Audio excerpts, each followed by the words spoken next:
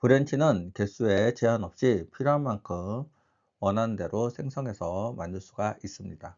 하지만 깃이 여러 사람들과 같이 협업을 통하여 작업을 하다 보니 주로 같이 작업하는 브랜치들의 이름은 서로 일관적으로 맞춰주는 게 좋을 듯 합니다.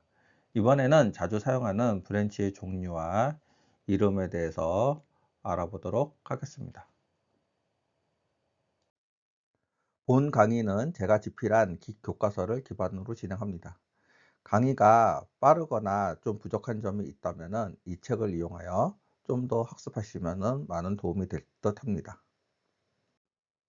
우리가 브랜치 이름을 지을 때 특별하게 규칙된 규정 같은 거는 없습니다. 우리가 프로그래밍에서 변수를 지정할 때 대문자, 소문자, 숫자 이름 시작은 안 된다는 등 여러 가지 규칙들이 있는데, 브랜치는 그런 규칙들이 없고 우리가 알기 쉬운 이름으로 지어주는 것이 좋습니다.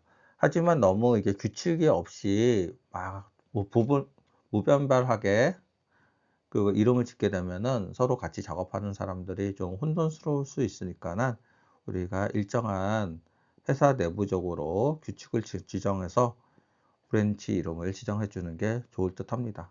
그거에 대한 참고로 우리가 기플로 같은 데서 정의한 브랜치 이름을 좀 참조해서 사용하시면 좀 더 편리할 것입니다.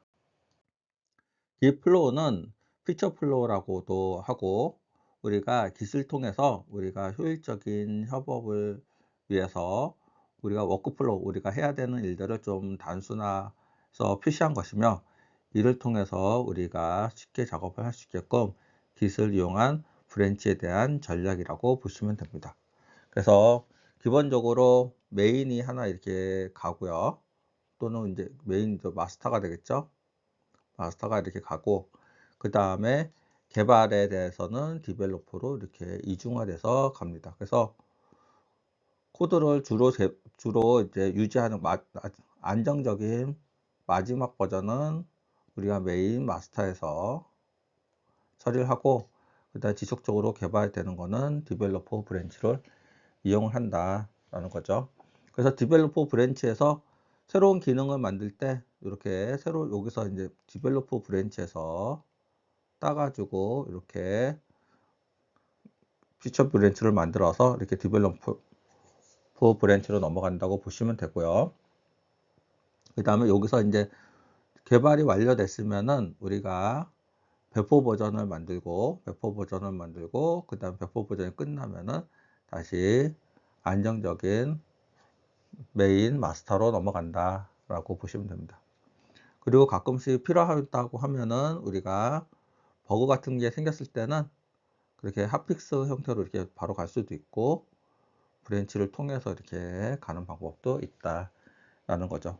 그래서 기플로우는 여러 개의 브랜치를 이용해서 우리가 개발 프로세스를 따지고 유지 보수를 원활하게 위한 하나의 전략적인 방법이다 라고 보시면 됩니다. 그래서 기세의 어떤 흐름을 통해서 우리가 작업들을 단순화하고 개발을 유지하는 부분에서 좀 더 효율적으로 할 수 있게끔 우리가 도와주는 기세 브랜치를 이름을 정해서 움직이는 전략이다 라고 보시면 될 것 같습니다. 그리고 브랜치의 이름을 생성할 때 가운데 슬러시를 집어넣을 수도 있는데, 슬러시를 집어넣으면은 브랜치의 이름을 좀 더 계층적으로 이렇게 트리 구조로 만들 수 있는 장점이 있습니다. 그래서 작성하는 규칙은 일단 조금 있는데, 마이너스 기호로 시작할 수 없고, 점으로 시작할 수 없고, 연속적인 점 표현할 수 없고, 빈칸, 공백, 물결, 캐럿, 물음표, 별표, 대괄호 등을 포함할 수 없고, 아스키 제어는 포함할 수 없다. 이런 거를 제외하면은 우리가 슬래시를 해가지고 우리가 계층적으로 브랜치 이름을 만들어서 사용할 수가 있습니다. 그리고 브랜치 이름을 생성할 때 주의할 점은, 브랜치 이름은 중복이 되지 않는다는 것입니다. 그래서 이미 생성된 브랜치가 있으면은 동일한 이름으로는 생성이 되지 않는다라는 거죠. 그래서 우리가 방금 전에 푸터 브랜치를 만들어 봤는데, 다시 또 한 번의 깃 브랜치 푸터라고 입력을 하게 되면은 이렇게 푸터가 이미 존재한다라는 형태로 오류 메시지를 출력하게 됩니다. 잠시 휴식을 취하고 다음 과정으로 학습을 계속 진행해 보도록 하겠습니다.